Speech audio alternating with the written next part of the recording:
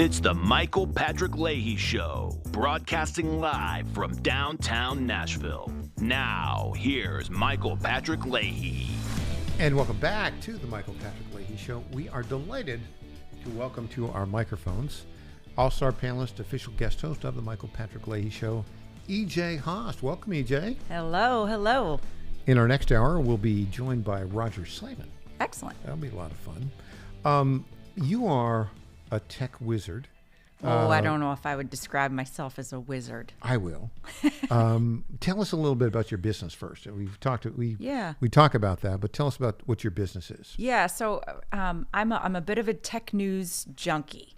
I wouldn't say I'm a genius or a guru or anything like that, but I really like to pay attention to what technology news is important to people, primarily because I have this business called getfoundeverywhere.com that literally puts small businesses on the map. So search has changed. How people find businesses, local businesses in particular, is really originating in these like Google profiles or your Waze profile, your Apple Maps profile. And we have a really easy couple of click solution to be able to manage those things in one place. And so getfoundeverywhere.com. Check it out. Getfoundeverywhere.com. Go there. It's EJ's business. All right. Speaking of tech stuff. Yes, sir. Our favorite Silicon Valley shapeshifter. Right. You like that? That's one way to describe him. Mark Zuckerberg. Yes. I say that because every time you see him, he's got a different hairstyle. Right. Right? He's got that little, what would you call that? The little... alpaca? Yeah. He's got one hairstyle that looks like Jeff Daniels from Dumb and Dumber. Yes. Right? He's got one where he looks like a Martian. And then he got this other one that he just debuted, which is Mr. Curly Hair. Mm-hmm. Right? So that's why I call him a shapeshifter. But it's not just for listen, when he's doing videos and he's not in person, it wouldn't surprise me at all if he is manipulating his avatar, so to speak, so that he looks different in videos. Yeah, probably. He's an odd duck. And, Facebook, I think it's seen its heyday. And it's still got a lot of power out there. And it's got Meta owns Instagram also. Correct. And yeah. so Instagram's and Threads and Messenger. It's got a lot of stuff. Mm-hmm. But he seems to be portraying himself as someone now who has turned the corner on censorship. Right. I'll believe it when I see it. Well, okay. So what has he done? He said, we're going to replace fact checkers with community notes, taking a page from Elon Musk. Yep, and All X. Right. Well, I think he's seen the success of X and certainly wants to jump on that bandwagon because I think you're right. Meta's really struggling as far as trust and credibility is concerned. And that's been coming for a while. That's for not good something reason. new. Yeah. Okay, so you've got some more information on this. So, I think everybody's talked about all week long about the fact-checking program and how that is changing. People are testing it and putting political posts out there to see if they'll get taken down. I find that to be not so smart. Everybody just take a breath. He did say it was going to take a few months for these things to take effect. But I did want to explain what these fact checkers were. So there was a report going out that 40,000 people in California working for Zuckerberg and Meta were being laid off, and the fact checkers were stunned. They didn't realize it was going to be tens of thousands of people being laid off.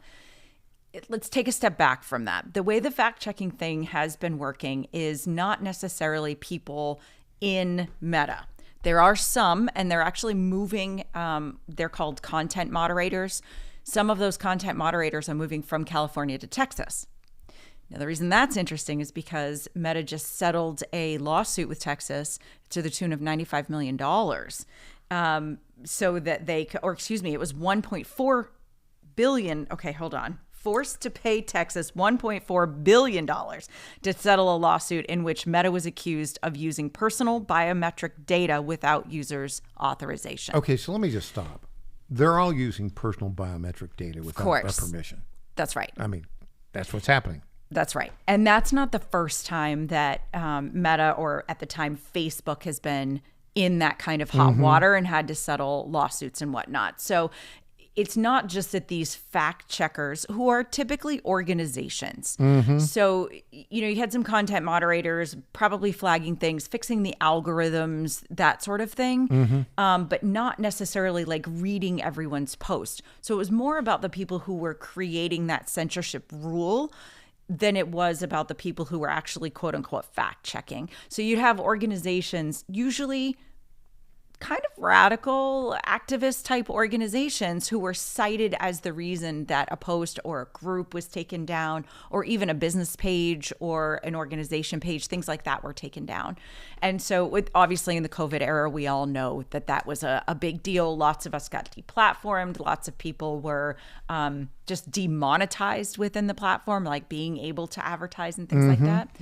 So as it relates to advertising in this particular lawsuit, it mirrors something else that was going on with Facebook some time ago. So anyone who actually does advertising on Facebook, and now Meta with Instagram included, knows that the parameters for how you can target have been severely changed in kind of not all the best ways, where you used to be able to choose an age group, choose a zip code, choose, if I wanted a licensed nurse and I wanted to recruit using Facebook advertising, I wasn't allowed to use some of the words, but I needed someone who was licensed. But because of a lawsuit that Facebook lost at the time, they had to change some of those rules. So you can't target for special categories like employment or credit or things like that without with these specific parameters. So zip code, for example, they would say that was a socioeconomic thing and you're being discriminatory. So unbeknownst to advertisers,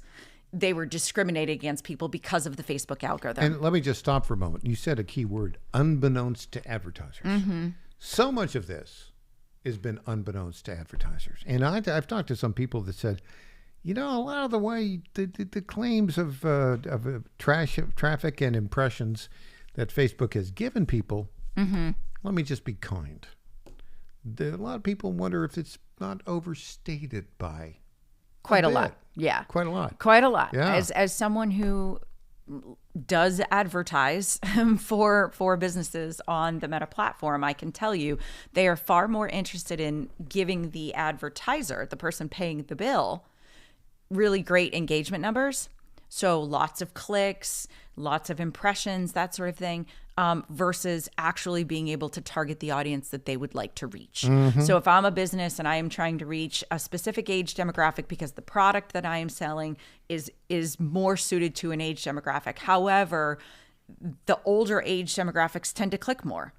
Well, if I'm not allowed to segment by age, then I'm going to get a lot more older people clicking on that. Facebook's going to call it a win because they had high engagement, but it's not a win for me, the business owner, because I didn't reach the people I wanted to reach to begin with. Yeah. And so it's just it's a game they play. We get some metrics from them, but it's all up to what they choose to share. And so with the biometric data thing and this $1.4 billion settlement, it's showing us that Meta knows that there's a problem. They're settling. They're not taking this thing to court. And it's really, it's pretty remarkable.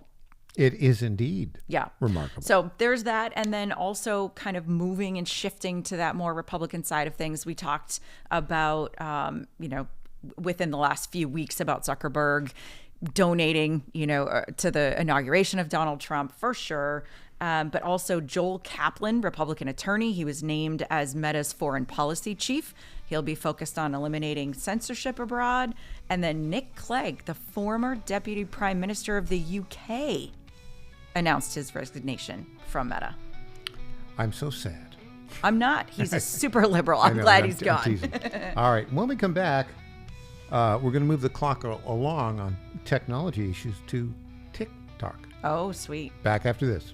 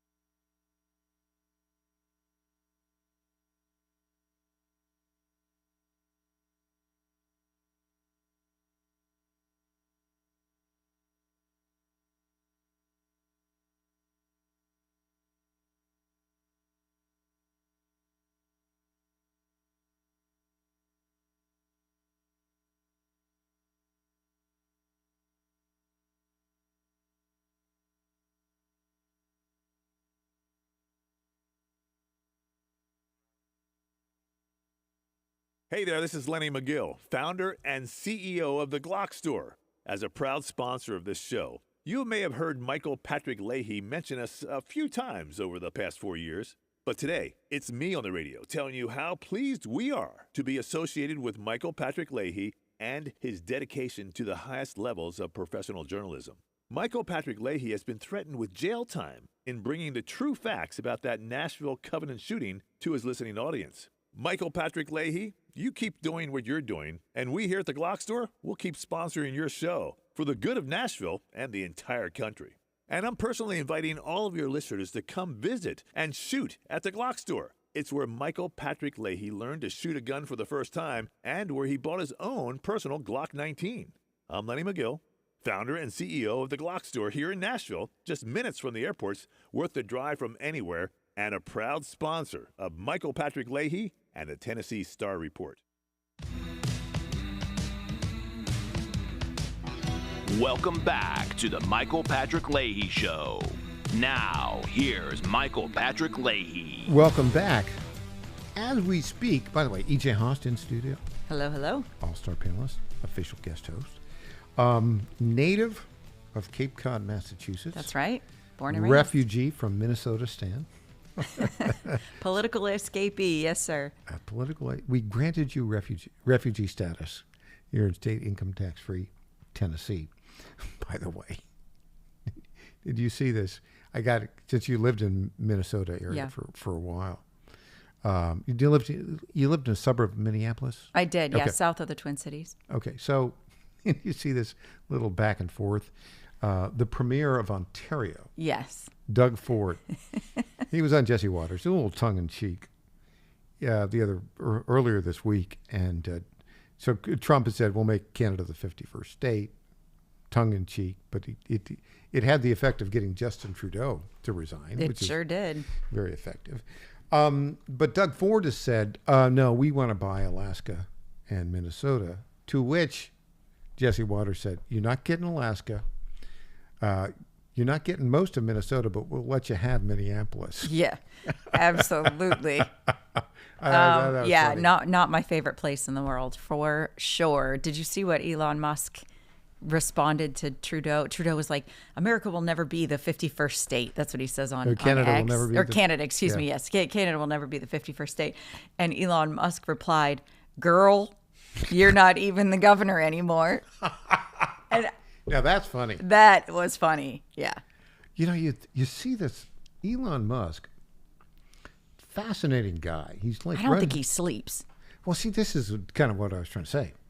Elon Musk is significantly more active on X than I am. Oh, than most people. And I'm in the business of using X to promote all of our media sites. Sure. And the program. Now, it takes a while to do it. I do it all myself. So it's, like, okay, I'll do, 3 or 4 a day, maybe 5. And usually I'm promoting a story or some appearance of somebody. I mean, how many tweets does he put up on Twitter every day? He's got, if anybody has a bot that can do it for him, right? It's probably Elon.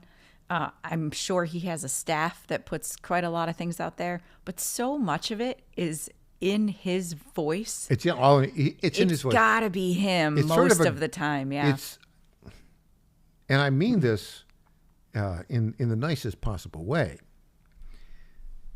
It's often in a goofy dope smoker voice. That's right. I mean, if you want to be blunt. Because he's obviously, excuse that pun, but he's a guy who's known to have, smoked a little bit of the marijuana. ganja. Yeah, a little bit of that. But having said all that, he's also running 6 other companies. Right. Like, whoa, he's got rockets. Where the booster can come down and land perfectly in the picture. So that's like incredible. Yeah, reusable rockets. That's incredible. Unbelievable. Yeah. And so of course he's in a bit of a dust up with our buddy Stephen K. Bannon. I think he kind of got dragged into that a little bit. Yep. The H-1B visa thing by Vivek, his Doge buddy. Yep. And Vivek, a friend of ours, kind of made an unforced error on that one. Yeah. Hey, focus on Doge, Vivek. Yeah. Don't Focus on saving and money. so now we got this back and forth, basically, back and forth, and it's kind of interesting. The Bannon Musk thing. Bannon made some great points, though. I mean, he was basically saying, hey, we don't need this program at all. You want to replace it with something that is appropriate. Maybe Great. we'll talk about it later. But like as of right now, that should be one of the first things on the Doge chopping block.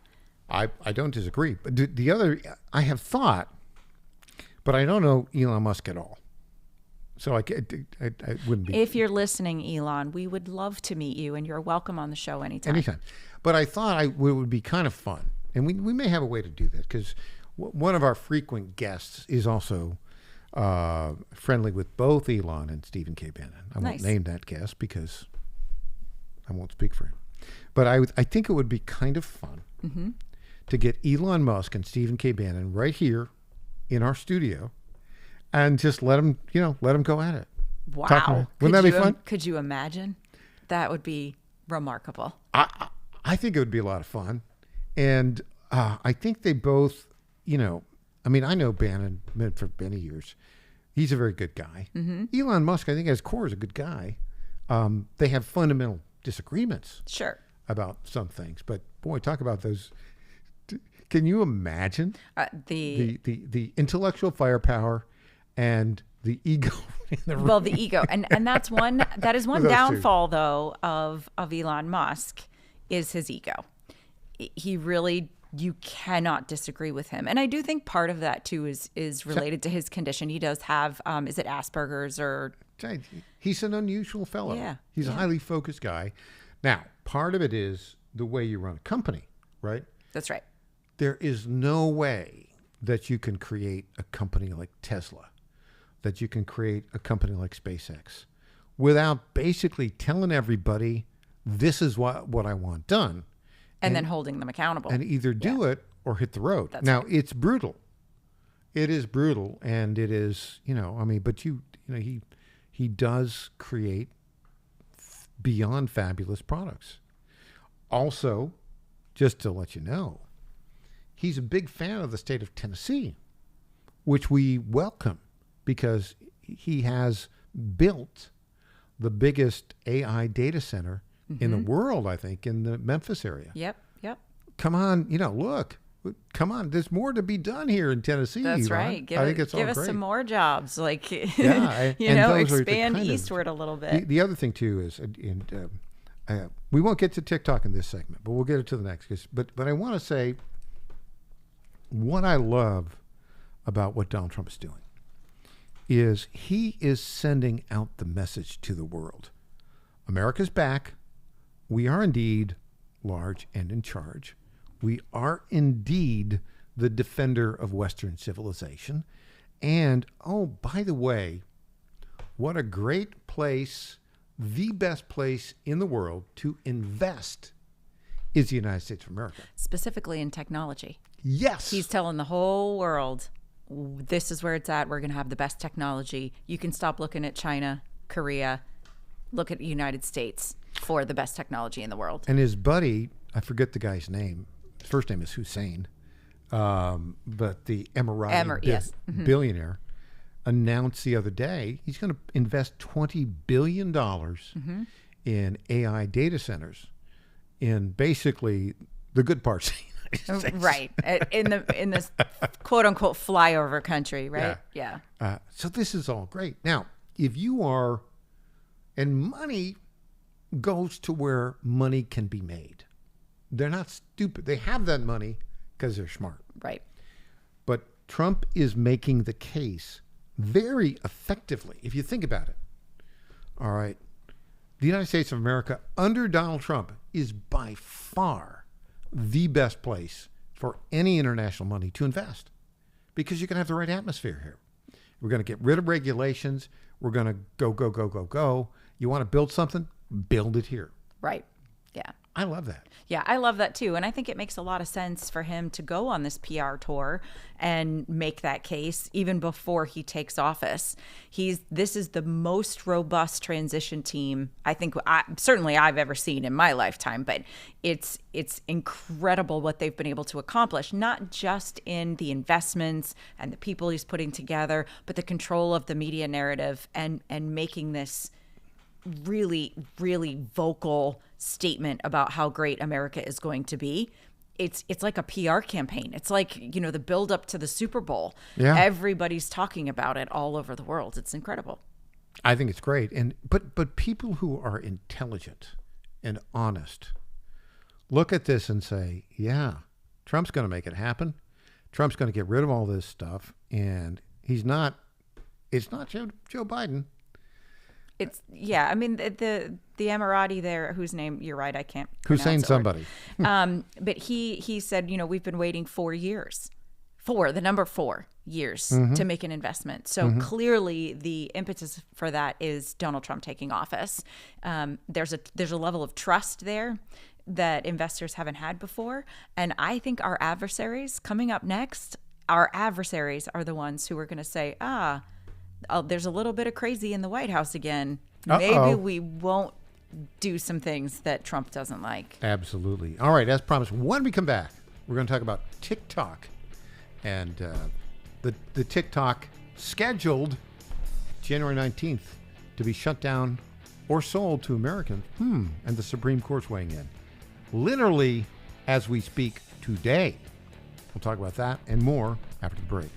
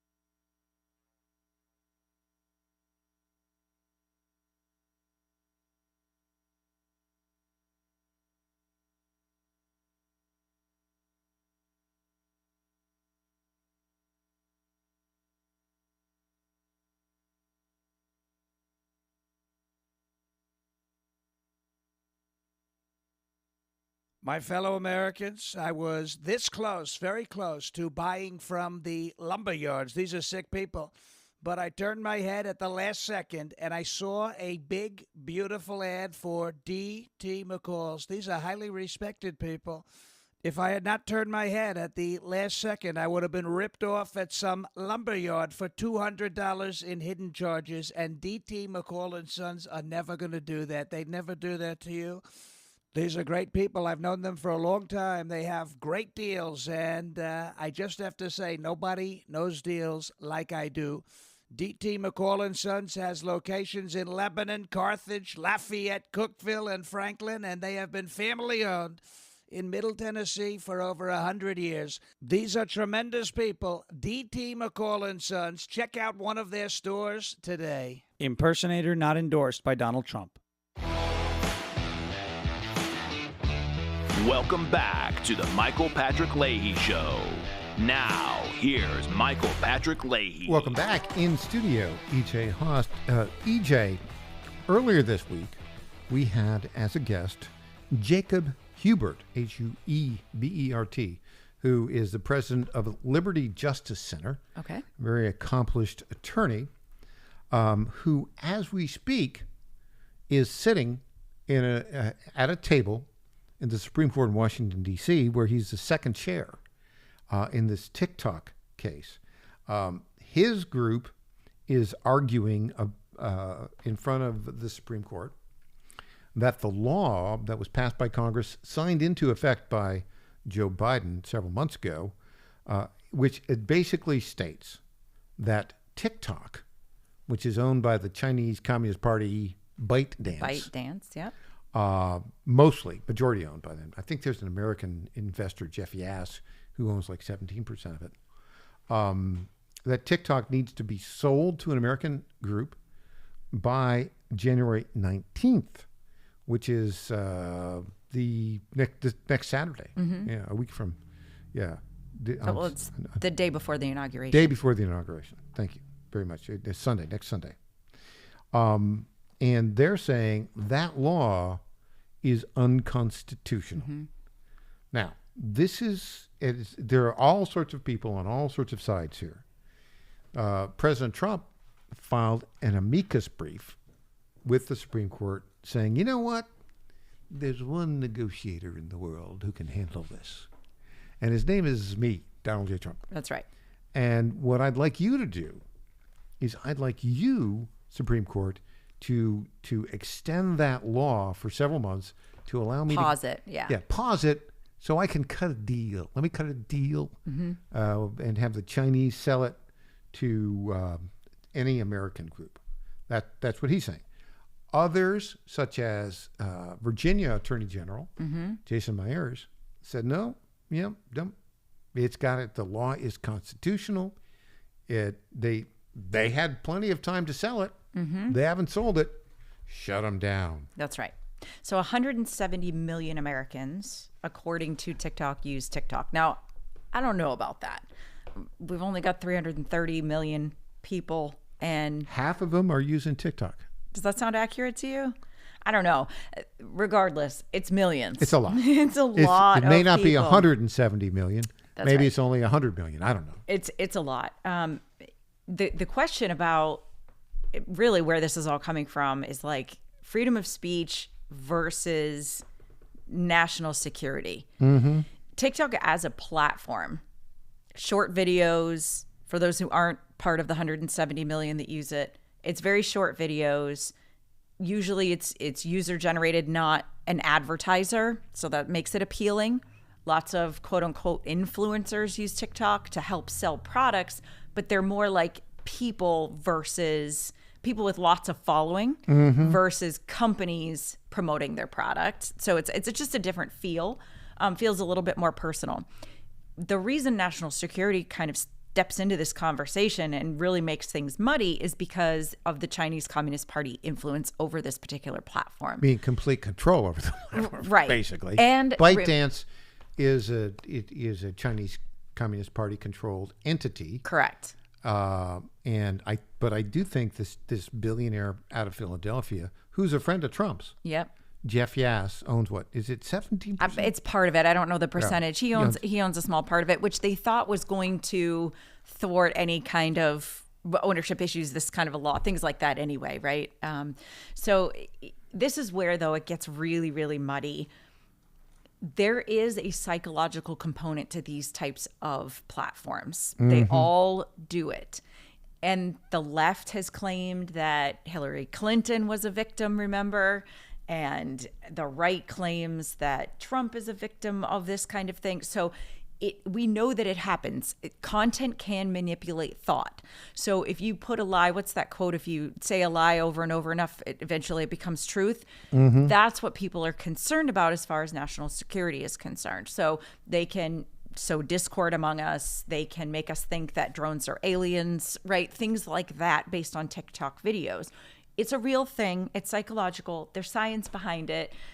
Just because it sounds outrageous doesn't mean it is. That is a thing that they could do. If they want to do it, they can. The other side of it, of course, is the data management component. Letting China have user data on TikTok in combination with everything else. They will know what we're buying. They're going to know where you live. They're going to know what kind of cars you're driving. And they could use all of how old you are, what your credit score might look like, what colors you like in your house. They use that technology mixed with science, psychological science, to form opinions.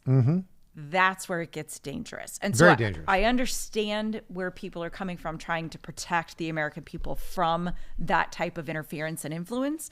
At the same time, I had kids. I didn't want them to have Instagram. Why? Because Instagram is nothing but people sharing the highlights of their life. It's not real life. Narcissism 101. Right. Yeah. And I didn't want that kind of influence on my kids. However, just saying you can't have an Instagram account wasn't going to work. Why? Because human beings are innovative. Children chief among them. They will find a way. And so what's better is to probably talk about how we can take better control over the platform, and then also put ethics and laws around what kind of data can be shared and that sort of thing. We're not going to get rid of these platforms. If it's not TikTok, it's going to be the next one. And they have these other platforms just waiting to be released.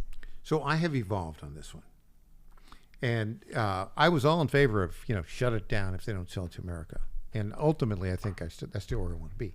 However, having said that, they are very clever.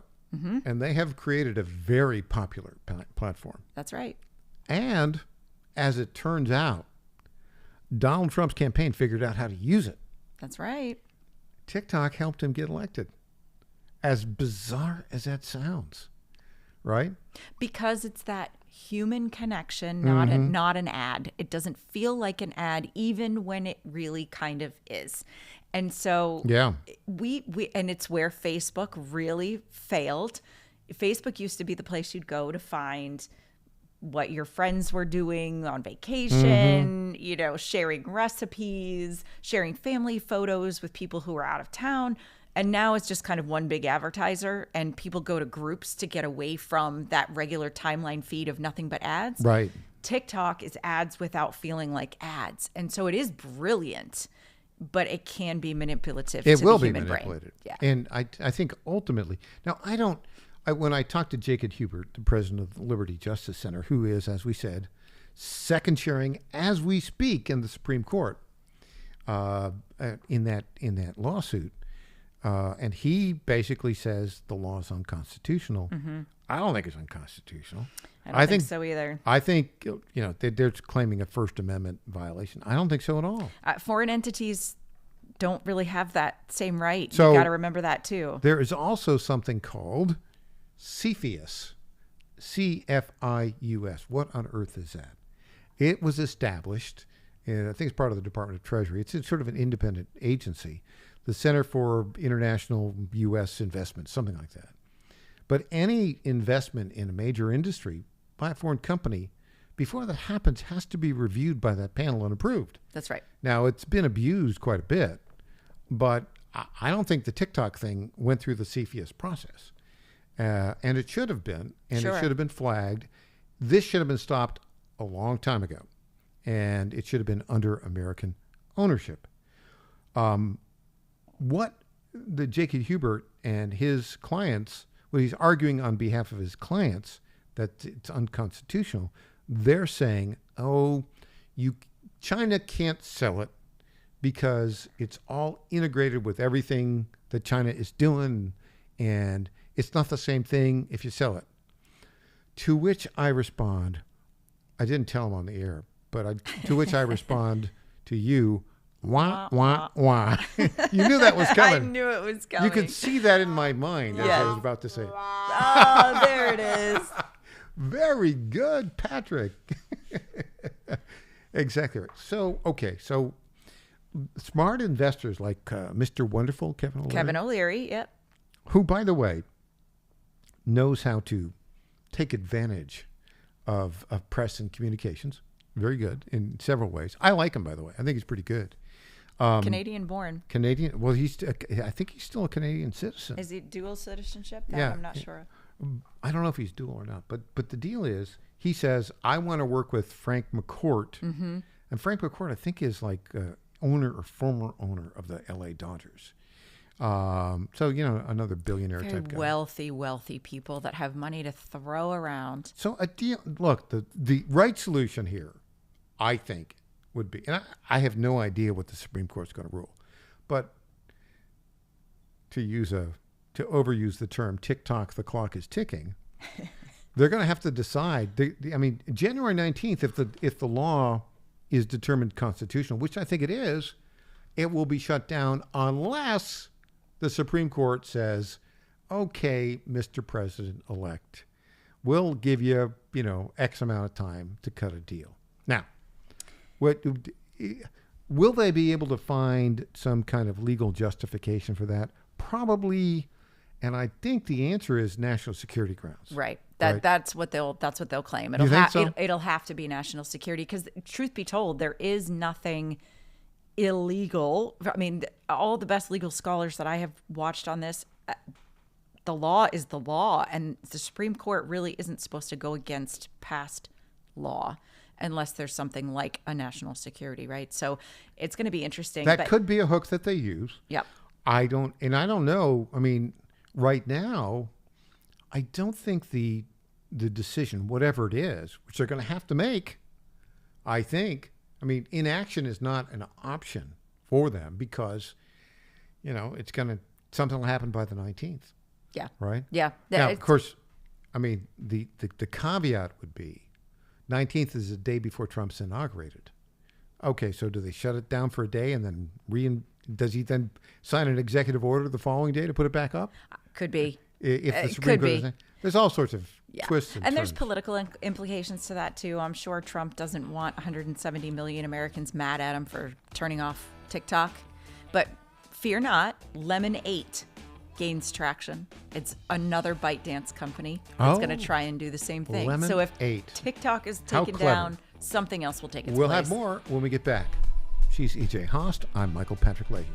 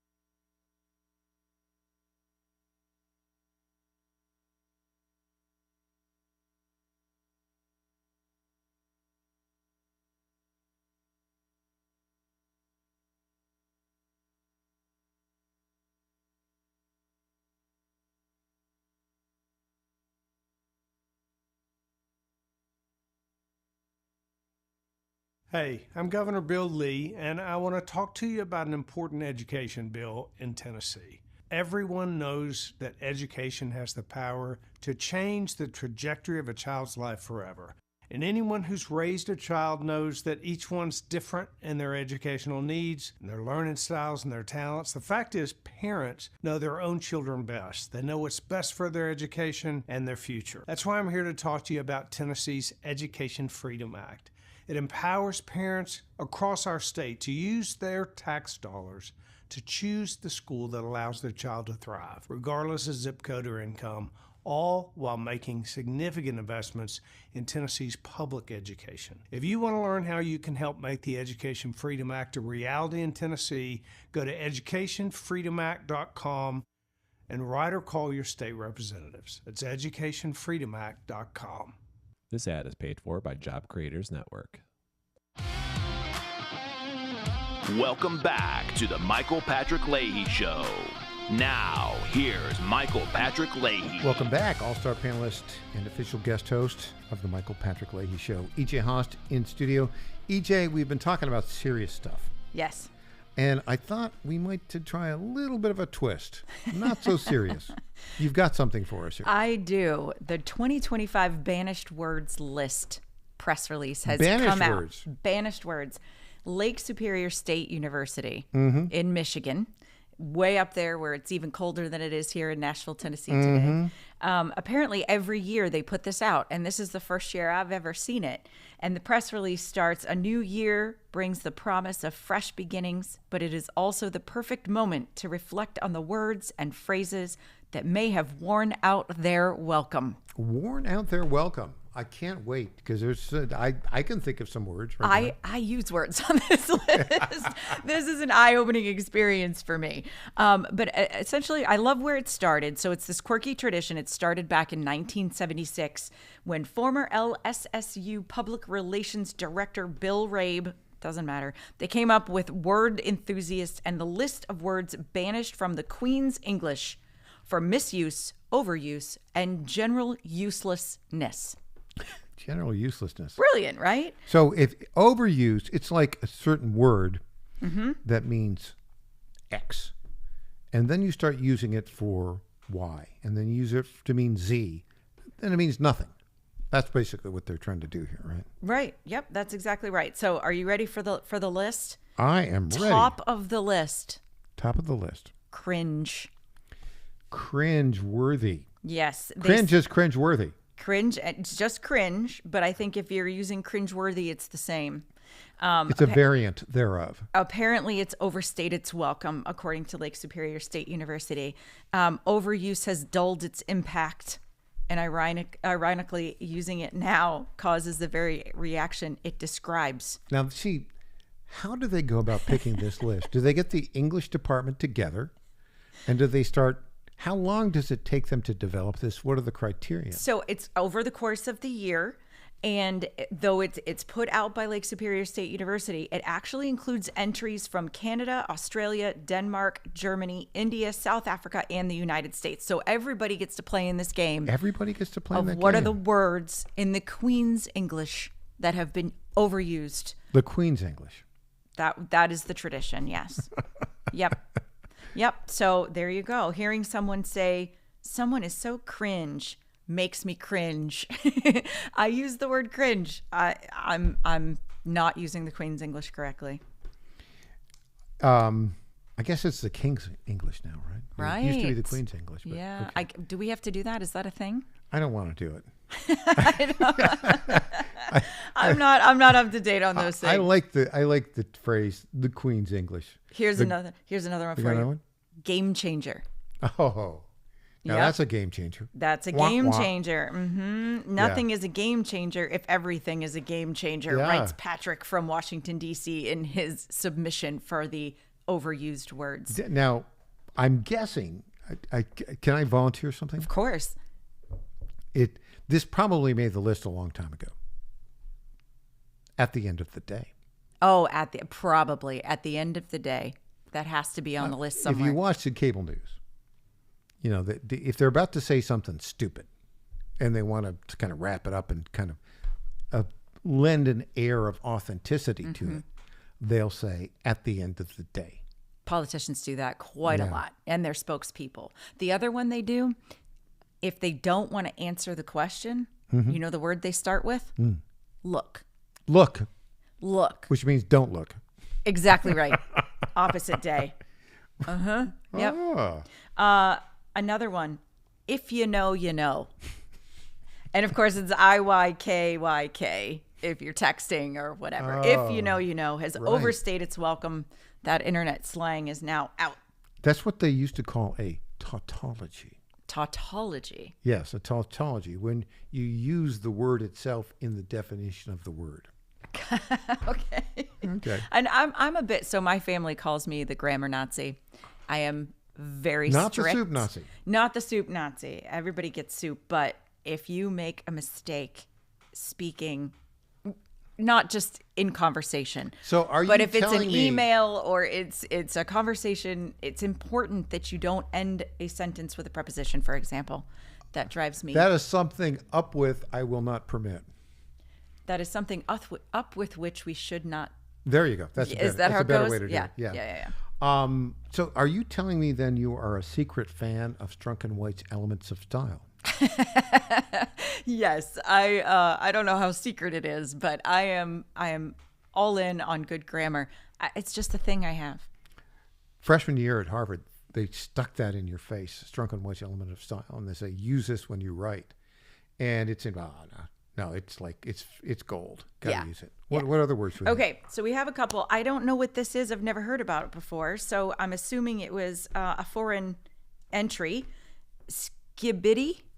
Skibbity? Skibbity? Skibbity. Never heard of it. This viral word may have resonated with the younger crowd, but for many, it's just noise. It's noise. What's next? We got one more minute. Sorry, not sorry. Yeah. Half-hearted apology. Sorry, not sorry. That's Yeah, out. yeah. Utilize. That's Utilize. that is a personal pet peeve when you can use the word use it. shorter, and better. Yeah. EJ, how wonderful. Hey, stick around. Roger Simon will be joining us in the next hour. Have a great weekend. All right. Back after this, I'm Michael Patrick Leahy.